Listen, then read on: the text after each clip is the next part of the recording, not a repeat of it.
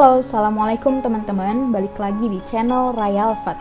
Udah lama banget Alfat nggak bikin konten karena satu dan lain hal.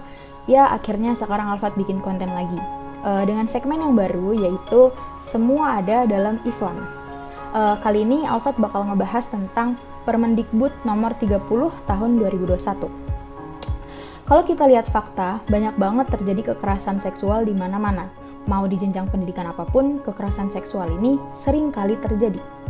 Dan emang baru-baru ini santer banget kekerasan seksual terjadi di kalangan perkuliahan. Dan aku sebagai mahasiswa juga ngerasa perlu untuk angkat bicara, karena agak ngeri juga nih kalau dibiarin. Kalau dengar opini dari orang-orang tentang Permendikbud ini, ada yang menyampaikan ini bagus dan sangat progresif, karena terlihat sangat mendukung dan melindungi korban kekerasan seksual. Bagus, karena pemerintah rasanya juga langsung gercep ya mengusut persoalan ini. Tapi menurut aku, Permendikbud ini kayaknya kurang mengusut secara mengakar. Nah, beberapa isi dari Permendikbud yang bikin resah itu ada di pasal 5 ayat 2. Isinya kayak gini teman-teman.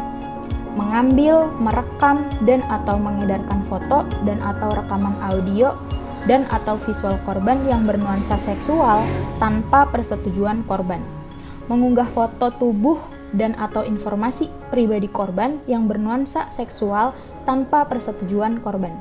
Menyentuh, mengusap, meraba, memegang, memeluk, mencium, dan atau menggosokkan bagian tubuhnya pada korban tanpa persetujuan korban. Membuka pakaian korban tanpa persetujuan korban. Nah, coba bayangin teman-teman.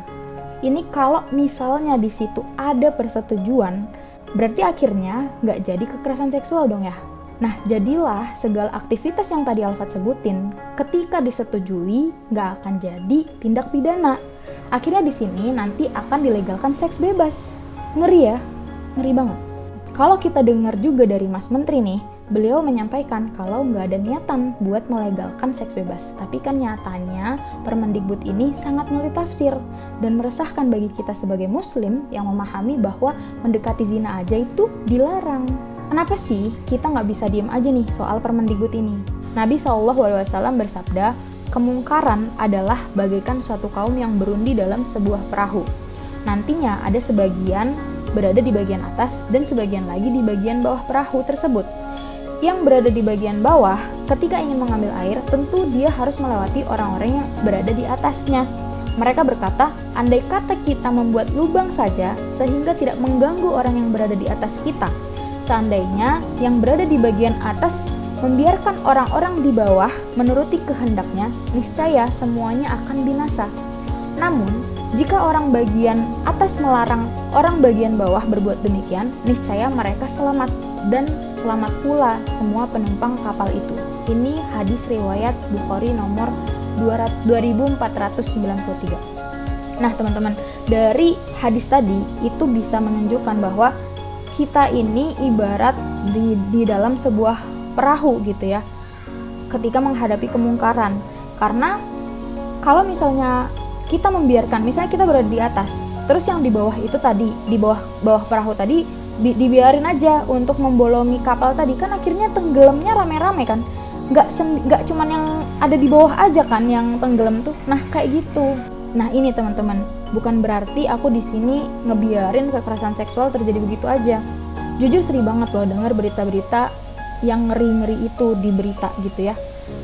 Tapi tadi karena dibalik Permendikbud ini tuh nggak hanya melindungi korban kekerasan seksual saja, tapi juga melindungi teman-teman kita yang masih ngerasa aman ngelakuin seks bebas tadi. Jadi ngerinya tuh double-double gitu loh teman-teman.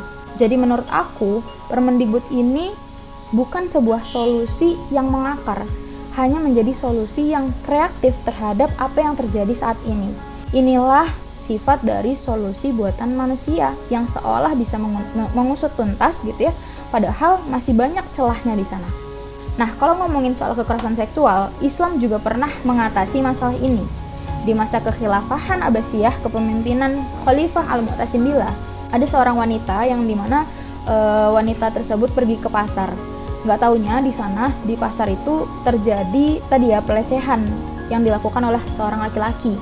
Nah, laki-laki tersebut itu tuh jahil gitu ya, jahil mengaitkan jilbabnya atau gamisnya tadi itu dipaku gitu ya. Jadi pas wanita tadi itu bangkit dari duduknya gitu ya, itu langsung tersingkaplah bajunya, kan gitu ya, tersingkaplah jilbabnya. Maka wanita itu nggak terima lah ya, itu kan sebuah pelecehan yang dilakukan oleh laki-laki tersebut.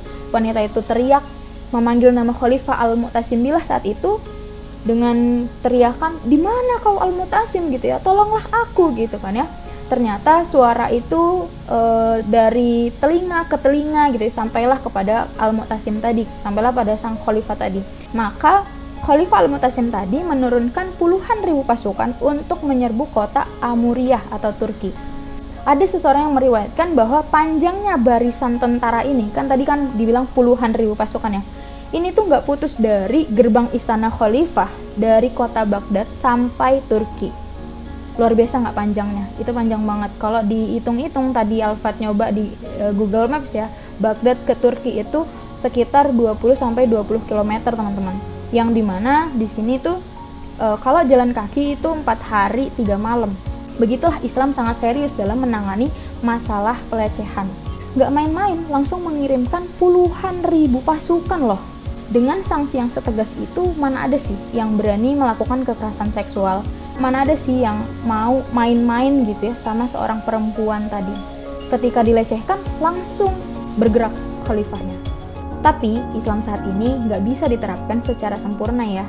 Makanya kita perlu banget teman-teman buat speak up bahwa semuanya ada dalam Islam. Sekian, terima kasih udah nonton sampai akhir. Jangan lupa like, subscribe, dan share-nya ya teman-teman. Dadah, assalamualaikum.